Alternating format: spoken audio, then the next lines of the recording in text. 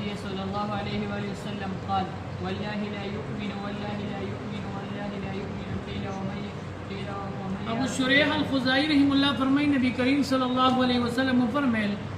والله لا يؤمن زما دی قسمی کامل مومن نشي جوړې دی والله لا يؤمن زما دی قسمی چې کامل مومن ایمان والا نه دی والله لا يؤمن زما دی قسمی کامل ایمان والا نه دی قیل ومن یدری پر قسم وکړو نبی علیہ الصلوۃ والسلام قسم وکړل ثمره زورن او تاکید په بدی کی صحابه کرام ورته د الله رسول ومن یا رسول سوق د الله رسول سوق کامل ایمان والا نه دی او نشي جوړې دي نو نبی علیہ الصلوۃ والسلام فرمایل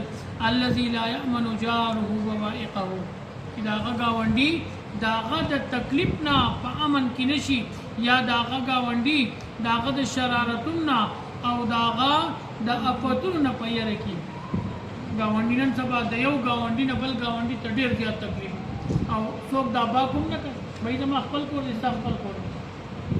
ما خپل کور تاسو دی خپل کور دی په یو ورځ چې تر وادو ما گاونډي راغی ما ته راوي د نه خو ډیر تنګ مته وته وای ته وای تو ورته وای به دوه ولې وای دوه ته وای گاونډي دی اوس ما ته بیا ورانه کی شبکی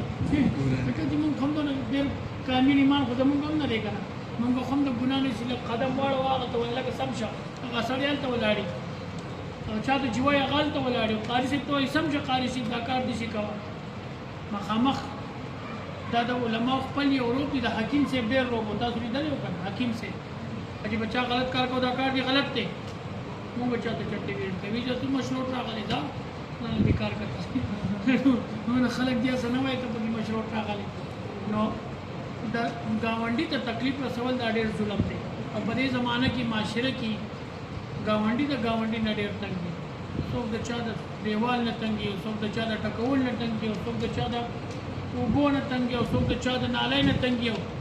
ډېر تکلیف د موسم مومن کمال ایمان ال دې گاونډي نه خوشاله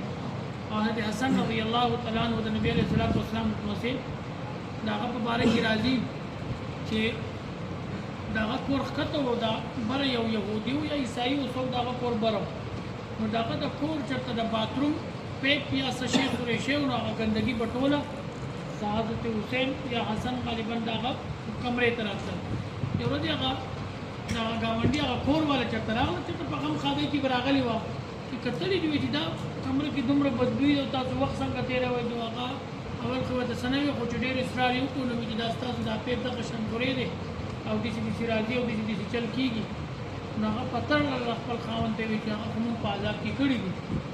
هغه راغی مولزر معذرت یو هغه نه خیر دی وی ما بتا ته ویلې هم او ما دا تکلیف نه برداشت کوم چې تا ته تکلیف ورسي ته بول دا پیپ کټ کې او ته مسکه او سکه دونه تکلیف پتا درسي نو زما دا خواهش ما دا نه غوښته چې تا ته دونه تکلیف ورسي دا په دې ښه اخلاق او يهودي مسلمان شي خدای دومره خیسته دین دی چې لکه ما ته دام نشي ویلي هغه مسلمان شي